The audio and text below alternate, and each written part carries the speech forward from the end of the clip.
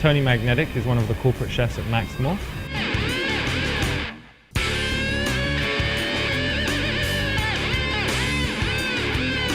Danny is our executive chef at Blue Butcher and Brickhouse. We love cooking, we love sharing ideas, we love sharing information. We're going to start off meeting at Blue Butcher at 8 a.m. this morning. We're going to go over to Island School. It's one of my old schools. We're doing a charity event over there. All right guys, where are we at? We're ready for this event? And our buns just arrived right now. The special secret sauce has been made last night, and we're ready to bang this event out. The charity was picked by the children. It was to donate 100% of the profits to the Masamang charity, which is to rehabilitate wildlife. Tell me what you think makes the perfect burger. Wow. For me, man, things are still pretty simple. Obviously, selection of meats, grinding it down properly, seasoning it. I completely agree with you guys.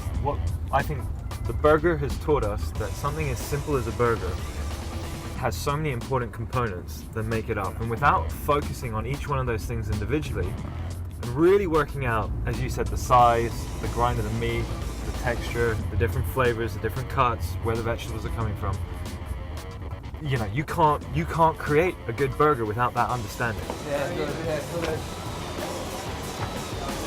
I'm gonna get those little flags on my jacket. So we've got a 45-minute window today to serve 250 burgers at recess. So it's not an easy task, but I'm sure they'll do a great job.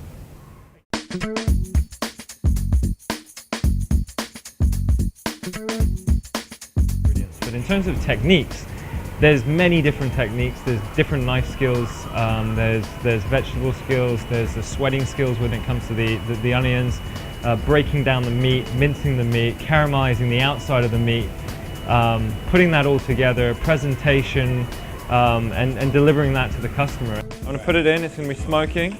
I'm going to try to tilt the pan a little bit so it keeps moving the oil away from the meat so we get the caramelization. We're going to wait about 2.5 minutes. We're going to do these burgers medium today. Oh yeah. Oh, That's good. that's good. You can see that what we've done here is we managed to get that nice, beautiful caramelization. It brings out all the flavors of the beef. It puts all the flavors into the patty, and that's what really makes a good burger. When you're buttering the buns, make sure I start and make sure the outside gets done, because it's only going to crisp up where the butter is. And then finish off in the middle. Okay. Heat it up, don't put the burger straight back in. 2 minutes, get the pan hot, get it smoking, burgers back in. Cook 2 at a time.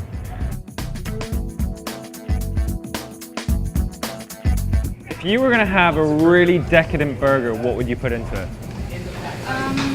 I put what a normal burger would usually have with the meat, tomato, lettuce, and all that, and maybe like a really special sauce. And I think that's really important. No bacon, avocado, spicy sauce. Stick to the basics. Yeah, I like it like that. That's good. That's good. What about you? I have kind of the same, except I'd add different types of meat. So not just a patty, I'd also have maybe like bacon or some ham, something like that.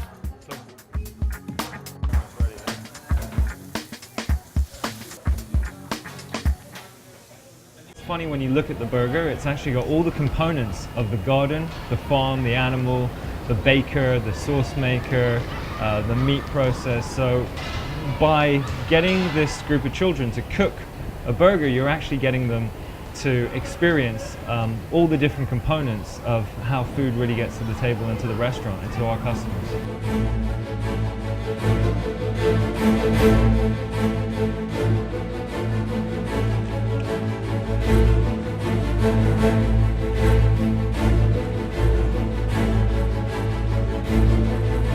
Tony.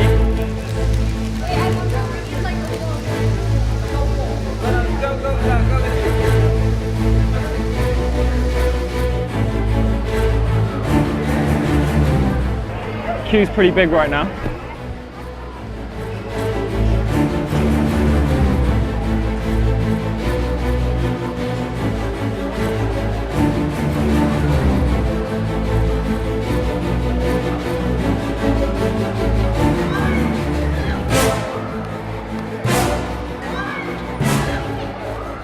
extremely good, cooked really well. It tastes amazing. Like the sauce, got good consistency, it's nice and soft. The meat was really nice and like it was tender. Good combination of, salt and pepper. 9 out of 10. I'd give it a solid 9 out of 10. Overall, really good burger.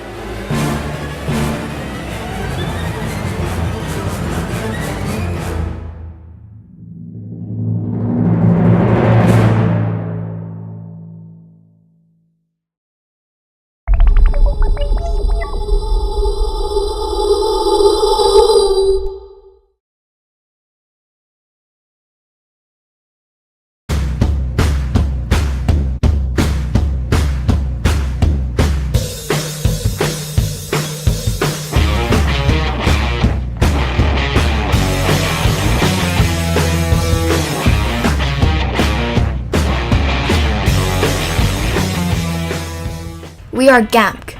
We retail and design good quality, long-lasting, and affordable shirts that are aimed at younger students at Island School. Our aims are to provide excellent goods that fulfill customers' needs and promising delivery of high standard quality and creative products. In GAMC, customers are our first priority. We want to ensure that we satisfy their desires. We have chosen suppliers that have a good reputation for their products, and we have specialists for quality control. We will guarantee that our products will be compatible with similar products in the market. We are selling t-shirts of different colors with text and cartoon character designs on them. Some of our other designs include sewing the components on. We are selling these shirts in order to help raise money for Kenzo Wilson. We require blank shirts of different colors and fabrics in our manufacture because we provide handmade shirts. We will require 100% cotton shirts because they work best with the image transferring paper. The felt is used for embellishments and letterings to make the shirt look more appealing to our potential customers. We will also need a sewing machine, which we already have. The sewing machine will increase speed of manufacture. We found a supplier in the main streets of Sham Shui Po. They provide 100% cotton shirts that are pretty expensive but yet affordable. The reason why they are so expensive is because they are of great quality. They are soft and comfortable to wear. We also found another supplier for felts in the same place. Each shirt is $40 and the felts of different colors altogether are $40 as well. Our unique selling point is the embellishments that we're going to sew manually. This gives us an advantage over the other competitors because they're mostly retailing and designing clothes rather than producing them themselves. Our production would be more time consuming than the others as they need to be measured, cut out, and sewed on, but we can raise our profits because of this. Our original plan was to make a few shirts and sell them. When we started to gain profit, we invested more money in the materials.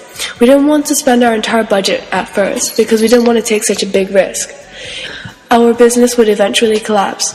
Also, if our idea turned out to be bad, we can start over again. The other design, the Domo shirt design, is made from a brown tank top costing $23. The embellishment costs around $7.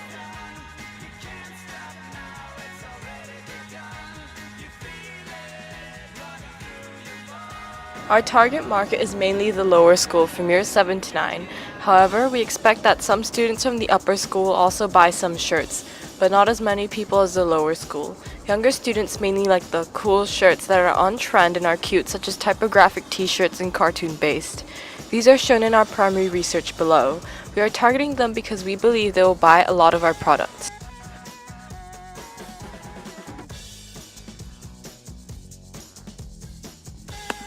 We conducted primary research by sending out a questionnaire to our target students at Island School. The image here shows the responses from the students. From there, we can see that the most popular cartoon character is Cookie Monster and Elmo. The most popular text is for Kenzo and YOLO. They would like a video advertisement, and their favorite promotion is buy 2 get 1 free. We're going to take this research into account when manufacturing it and into our advertisements. We believe by doing this research, it would minimize our risk of failure, as we know our customer needs.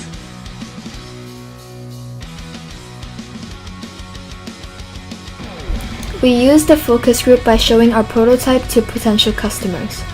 We asked for their opinions on the shirt and they thought it was trendy, cute, and fashionable. We also asked them about our proposed price, and they agreed that they would pay that kind of price for our product.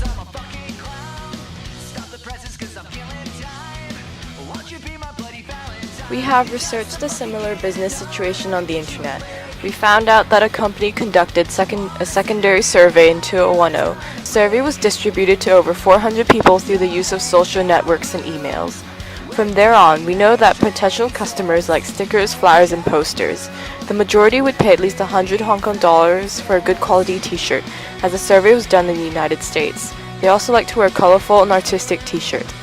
We believe that our products will be very profitable and popular as seen in the analysis above.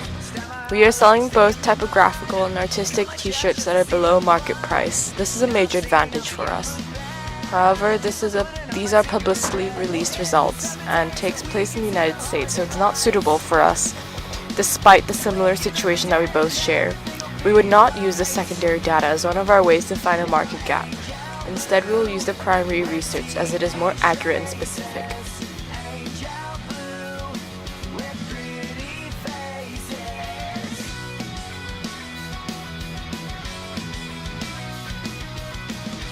Our action plan was to try and sell all of our products during the fair. However, if we fail, we would go around the school to sell. We would mark down the names and products that our customers bought during the fair. Our money was going to be kept in a miniature safe in one of our lockers. At the end of the selling day, we would calculate the total amount of money we made, as well as calculating the profit. We would advertise our product as much as possible by posters and flyers, and also posting our advert video on Facebook. We have 4 types of t-shirts: Cookie Monster, Elmo, Domo, and YOLO. We believe that our business will be a success. We believe that advertising broadly to the younger years will help us gain more business.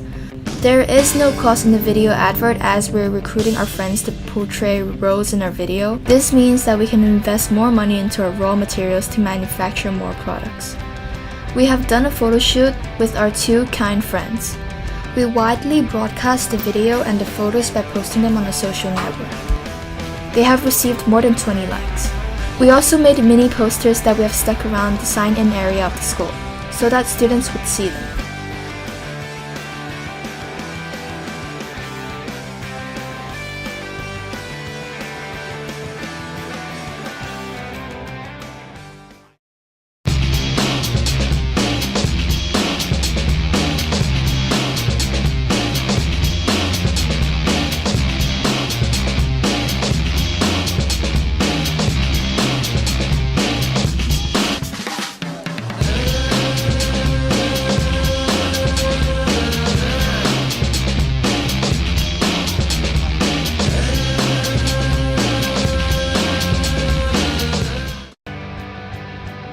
We funded the company ourselves with our own money. We each donated around $150. So altogether we had $600. We made a total of $1,050 with a $450 profit.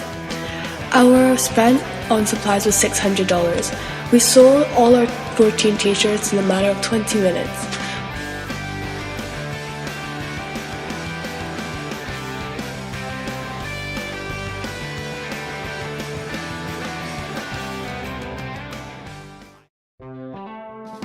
In conclusion, we believe that we did a fine job in all aspects of the mini enterprise project. We put in a huge amount of effort and time on researching, finding good suppliers, and producing the goods. There were a few setbacks throughout the whole project, such as time restraints, suitable advertisement, deciding on designs, and most importantly, the money. However, we overcame them by working together as a team. We split the task between ourselves and had countless meetings and came up with lots of ideas. In terms of originality and creativity, we think we had the most. We designed them and we made them by hand. We all contributed by sharing the workload. In terms of price, we had the most expensive ones due to our cost of supplies. This is another reason why we couldn't have a mass production of shirts. And also, they were time consuming. We think, as a group, we did pretty well, even though we didn't sell the most amount of shirts. We had a good experience and learned a lot from this project. If we were going to do this again, we think we would try harder to look for cheaper shirts and supplies. Take orders from people before selling them so we have a good idea of how many shirts we will make. and most importantly, make more shirts. But otherwise, we wouldn't change anything.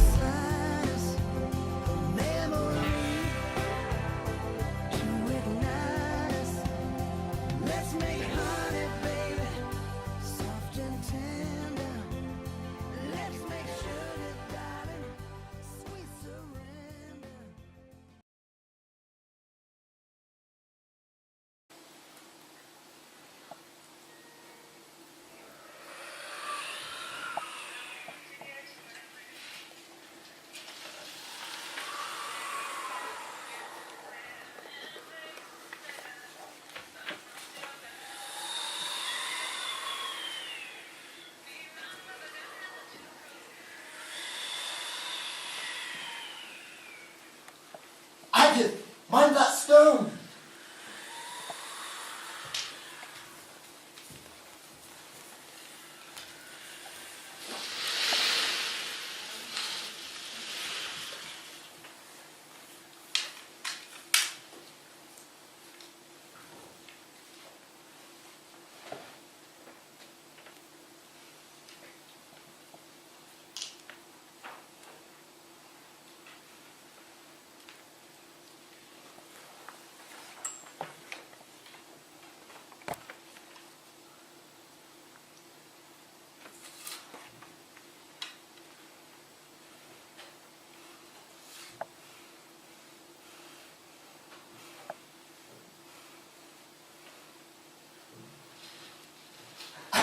Agith, mind that stone! Heavens above, Felix, I know there's a stone there. I know every inch of this path. You ought to carry a stick. I don't know why you don't. What, and go tapping around everywhere? Right, I'll clean that this evening.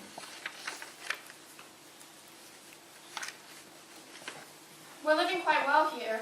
Who'd have thought we could? Not the people who sent us here, that's for sure. They thought exile would kill us like it killed father. We'll survive, we'll prosper. Right, I'll load the gun before I go. I don't like the noise. Well, I'll feel better if you have some sort of protection, even though you're so brave and independent. Who's going to attack me, Felix? What? Haven't you heard? The town dogs have been barking earlier on. You must have heard them. When are you leaving? Right. I'll be back before sundown. Okay. Oh, you might have left me the apple. That's a mean trick. And where's the cheese? You haven't taken that too, have you? Felix, you greedy pig. Supposing it wasn't Felix, though. Hello? Is anyone there? Hello? Hello?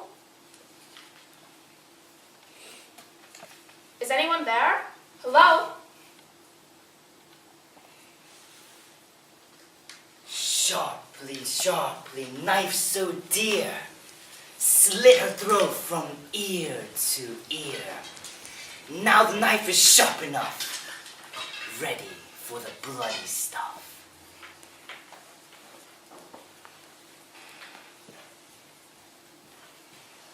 Once upon a time there lived a man who owned many splendid properties and possessed an abundance of silver and gold. But he was also the owner of something else. A blue beard which made him so appallingly ugly. He had a neighbor, a society lady, who had 2 fine sons and 2 daughters who were flowers of beauty. Neither of the girls would have him, though. There was something that repelled them even more. He had already had several wives, but no one living knew what had happened to them. The Bluebeard, to try and win them over, escorted them with their mama and brothers to one of his country estates, where they were entertained for 8 sumptuous days.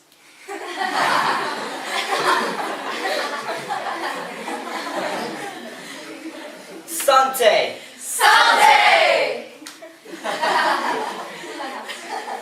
Merci, monsieur. Enchanté. Ooh la la! In fact, everything went so splendidly that the youngest daughter started to think that the lord of the Menor's beard wasn't actually bleu, mais non, and that he was the most civilized gentleman. A month after that, the Bluebeard told his wife that he had to travel to a distant country. These hold access to all my money. Open anything and go anywhere, but do not open the little closet. I forbid you this. She promised. She was so consumed by this, she rushed down the back stairs. When she reached the closet door, she paused for quite a while, remembering her husband's words. As she opened the closet door, she saw that there were lumps of congealed blood splattered all over the floor. There were bodies of dead women, each sprawled or hanging there. These were the wives that the Bluebeard had slaughtered one after the other. Then she noticed that the key to the closet was stained with blood. She tried 3 times to scrub it off. But the blood would not come off. Unexpectedly, Bluebeard came home. He asked her for the keys. Why is it that the key to the little closet missing? I don't know. You don't know. You don't know? But I know. You were determined to go into that little closet, weren't you? Very well, madame. You shall take your place among the sisterhood you found there. Sharply, sharply, knife so dear, slit her throat from ear to ear. Now the knife is sharp enough, ready for the bloody stuff. You must die, Sherry, and soon.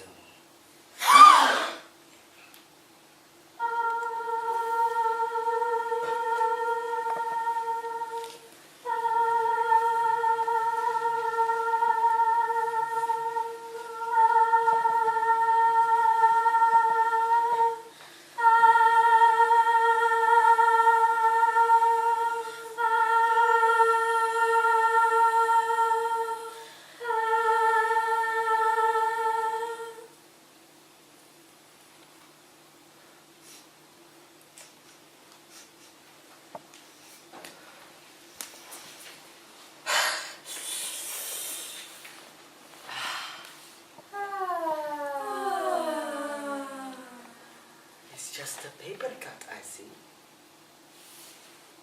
But be careful. Be careful how you spill blood. It's far dangerous than you think in this country. Very well.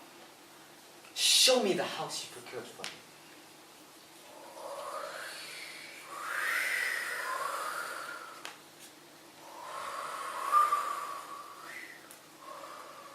Ooh, Kodaks. Rays of sunlight. Very well. Have I any neighbors?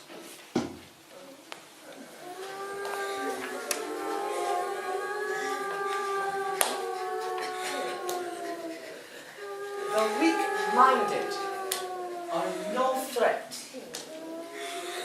In fact, to the strong, they may even be of use. Very well. I'll sign the papers. It shall be done. I have to go.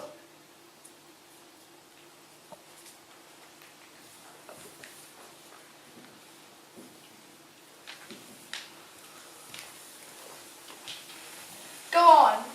He is your first. Yours is the right to begin. He's young and strong. There are kisses for all of us. How dare you touch him, any of you! How dare you cast eyes on him when I forbid it? Back!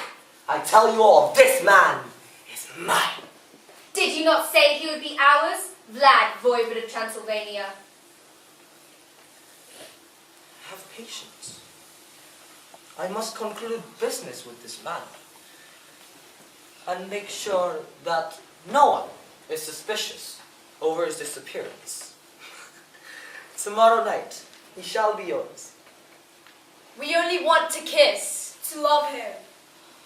You do not understand. You have never loved. You can never love. You are leaving us. Yes, I can love, and you know that from the past. Is that not true? We know only the scent of his heart. And the sound and scent of his blood. Call to us.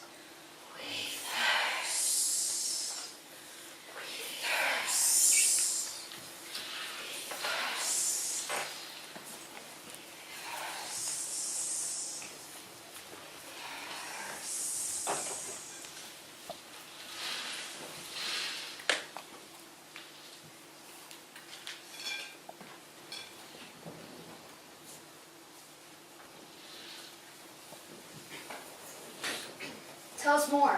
One morning, Beauty asked, Father, please bring me a rose. The merchant set off. Later, as he returned through the great forest, a blinding snowstorm, like a frenzy of torn-up paper money raged. and he lost his way.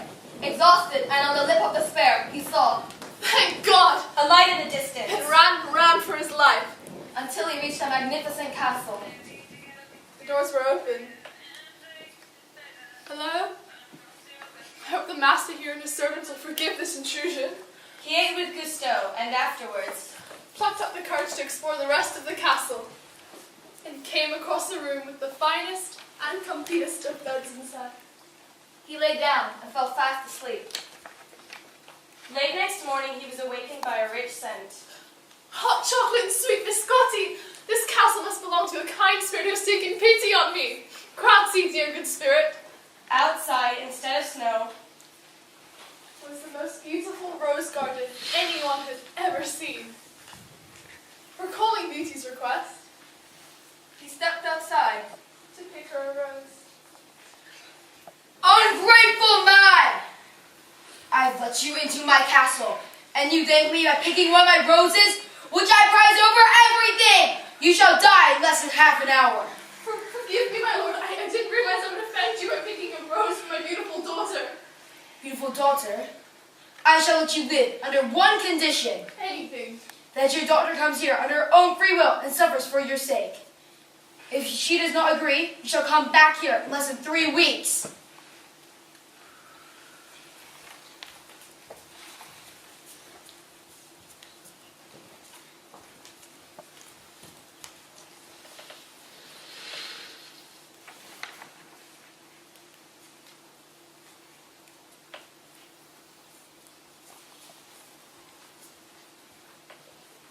The next morning, when Beauty woke, There was a note. From now on, you shall walk in the gardens undisturbed.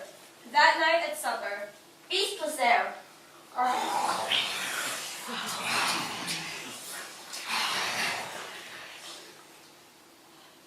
I'm sorry, Beauty. If my presence disgusts you, I shall leave at once. Do I revolt you? I cannot lie. You do, but I know you are very well-natured. And yet, I am a monster. There are plenty of others who deserve that name more than you do. Beauty, will you marry me? No. Beast.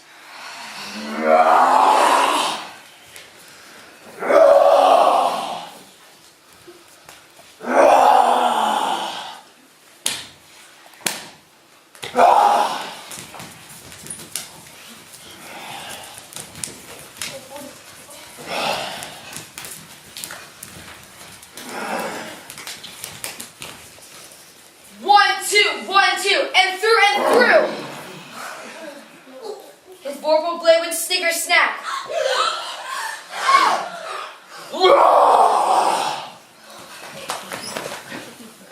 He left it dead, and with his head, he went galumping back.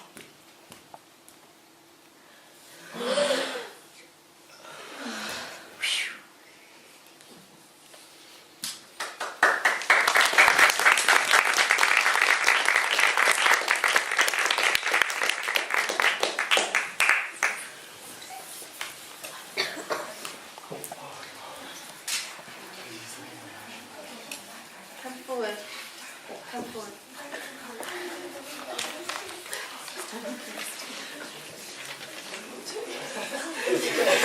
Practice this bit. Okay.